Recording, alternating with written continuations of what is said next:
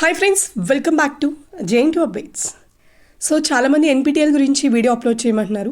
అసలు ఫస్ట్ అటెంప్ట్లో మనం NPTEL clear చేసుకోవడానికి మనం ఎలా ప్రిపేర్ అవ్వాలి, ఏంటి అండ్ సర్టిఫికేట్ ఎలా పొందాలి అని దానిపైన ఈరోజు ఈ వీడియోలో డిస్కస్ చేసుకుందాం.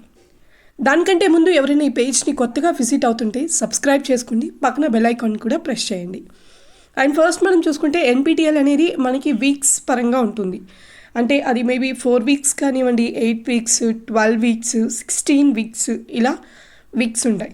అండ్ మనకి ఇక్కడ వచ్చేటప్పటికి నాకు ఒక చిన్న డౌట్, అండ్ మీరు సెలెక్ట్ చేసుకునే వీక్స్ని బట్టి క్రెడిట్స్ ఇస్తారా, లేకపోతే 3 క్రెడిట్స్ ఇస్తారా అనేది మీ కాలేజెస్లో మీకు ఎలా ఉందో అది ఒక్కసారి కామెంట్ సెక్షన్లో కామెంట్ చేయండి. అంటే ఇక్కడ మామూలుగా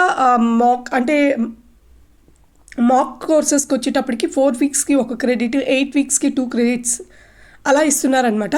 సో ఎన్పిటిఎల్కి ఎలా క్రెడిట్స్ అనేది ఇస్తున్నారు అనేది మీ కాలేజెస్లో, అంటే ఒక్కొక్క కాలేజ్లో ఒక్కొక్క రకంగా ఉంటాయేమో. సో మేబీ మీ కాలేజెస్లో మీకు ఎలా ఉందో, ఎన్ని క్రెడిట్స్ ఇస్తున్నారు అనే దానిపైన కామెంట్ చేయండి. అండ్ ఇది ఏదైనా సరే ఎన్పిటిఎల్ అన్నప్పుడు మనకి అది 3rd ఇయర్ నుంచి సరే, ఎక్కడ ఏ ఇయర్ అయినా సరే ఎన్పిటిఎల్ అనేది మీకుంటే, అండ్ ప్రీవియస్ R19 రెగ్యులేషన్స్కి లేదు, R20 రెగ్యులేషన్ నుంచే ఎన్పిటిఎల్ కోర్స్ అనేది ఖచ్చితంగా మ్యాండేటరీగా చేశారు. సో ఇక్కడ వచ్చేటప్పటికి మీకు ప్రతి వీక్ లేదా వాళ్ళు ఒక అసైన్మెంట్స్ అనేవి ఇస్తూ ఉంటారు. లైక్ మనకి ఇన్ని అసైన్మెంట్స్ అని ఉంటాయి. సో ఆ అసైన్మెంట్స్ మీకు వాళ్ళు ఇస్తారు కదా, అసైన్మెంట్స్ అనేది మీకు నాకు తెలిసినంత వరకు మెయిల్స్కి అసైన్మెంట్ అనేది ఫార్వర్డ్ చేస్తూ ఉంటారు. సో ఈ అసైన్మెంట్ క్వశ్చన్స్ కానివ్వండి, లేదా అది ఇక్కడ వచ్చేటప్పటికి థియరీ పరంగానే ఇచ్చి ఉండొచ్చు, లేదు అంటే బిట్స్ పరంగా అయినా మీకు అసైన్మెంట్ అనేది ఇవ్వడం జరుగుతుంది. సో ఇవి జాగ్రత్తగా పెట్టుకోండి.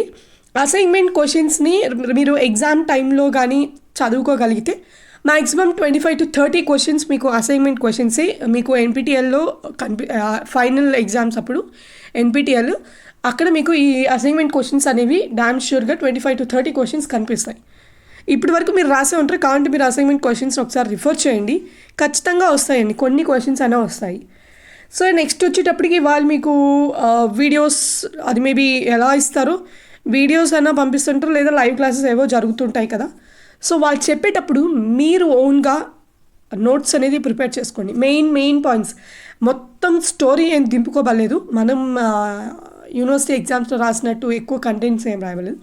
మెయిన్ పాయింట్స్ కానీ తెలుసుకోగలిగితే ఆ మెయిన్ పాయింట్స్తో బిట్స్ మనం ప్రిపేర్ చేసుకోవచ్చు. అంటే ఈ కంటెంట్ మనం విన్నాం కదా, వీడియో లెక్చరర్స్ వినేటప్పుడు నోట్స్ ప్రిపేర్ చేసుకోవడం అలవాటు చేసుకోండి, చాలా ఉపయోగపడుతుంది. మనం ప్రిపేర్ చేసుకున్న నోట్స్ మనం చదివి ఎగ్జామ్ రాయడం మార్క్స్ వచ్చేది వేరు, వాళ్ళు ప్రిపేర్ చేసింది అదే చదువుకొని అదే బట్టి కొట్టుకొని పోయి ఎగ్జామ్ రాయడం వేరు. రెండింటికి చాలా డిఫరెన్స్ ఉంటుంది గుర్తుపెట్టుకోవడంలో కూడా. అండ్ నెక్స్ట్ వచ్చేటప్పటికి వాళ్ళు మీకు మెటీరియల్స్ ఏవో సంథింగ్ పీడిఎఫ్సో లేదా పీపీటీసో ఏవో ఒకటి ఫార్వర్డ్ చేస్తుంటారు కదా, వాటిని కూడా ఒకసారి రిఫర్ చేయండి. బట్ ఏదేమైనా ఫస్ట్ అసైన్మెంట్స్ క్వశ్చన్స్ మీద ఎక్కువ కొంచెం పెట్టండి. సో అక్కడ మినిమం 25 to 30 క్వశ్చన్స్ అక్కడ గెయిన్ చేయగలం. అండ్ నాకు తెలిసినంత వరకు మీకు అసైన్మెంట్స్లో క్వశ్చన్స్ అసైన్మెంట్స్కి సంబంధించిన కూడా మార్క్స్ వేయడం జరుగుతుంది అనుకుంటాను టోటల్లో. అంటే లైక్ ఇంటర్నల్ మార్క్స్ కింద అసైన్మెంట్ మార్క్స్ అనేవి యాడ్ చేస్తారని నాకు తెలిసిన ఇన్ఫర్మేషన్ వరకు. సో ఆ మార్క్స్ అండ్ నాకు తెలిసినంత వరకు టోటల్ మీకు 100 మార్క్స్కి ఏమో అనుకుంటాను.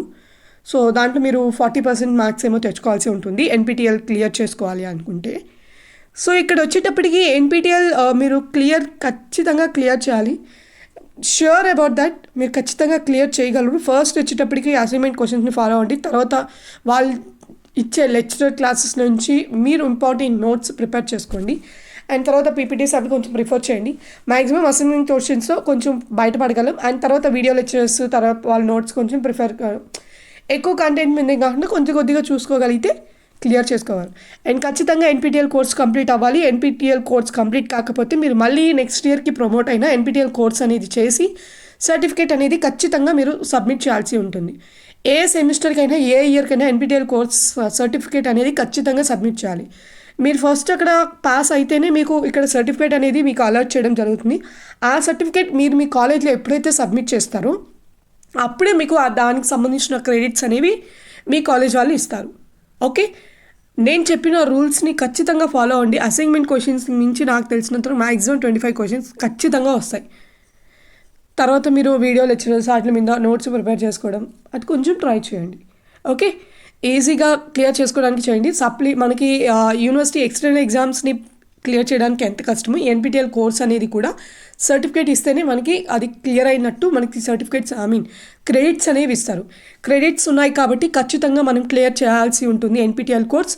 మీరు 4 years అయిపోయినా సరే ఎన్పిటిఎల్ కోర్స్ కానీ పెండింగ్ ఉంటే ఎన్పిటిఎల్ కోర్స్ సర్టిఫికేట్స్ అనేవి ఖచ్చితంగా సబ్మిట్ చేయాలి. ఓకే, సో ఇదనమాట ఎన్పిటిఎల్కి సంబంధించిన అప్డేట్.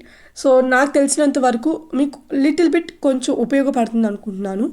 సో ఎన్పిటిఎల్కి సంబంధించి మీకు ఇంకేమైనా డౌట్స్ ఉంటే కామెంట్ సెక్షన్లోకి వచ్చి కామెంట్ చేయండి. అండ్ ఇది ప్రతి సెమిస్టర్ ప్రతి ఇయర్కి ఉపయోగపడుతుంది. ఎన్పిటిఎల్ ఖచ్చితంగా మీరు సబ్మిట్ చేయాలి. అండ్ మీరు ఎందుకంటే కోర్స్ తీసుకుంటారు కాబట్టి ఆ కోర్సు మీకు రెజ్యూమ్లో పెట్టుకోవడానికి కూడా ఉపయోగపడుతుంది. ఓకే, సో ఇదనమాట అప్డేట్. సో మీ ఫ్రెండ్స్కి కూడా షేర్ చేయండి. అండ్ మీకు ఇంకేమైనా డౌట్స్ ఉంటే కామెంట్ సెక్షన్లోకి వచ్చి కామెంట్ చేయండి. వీడియోని అయితే తప్పకుండా లైక్ చేయండి. అలాగే thank you so much for watching JNTU updates. Keep supporting for JNTU updates.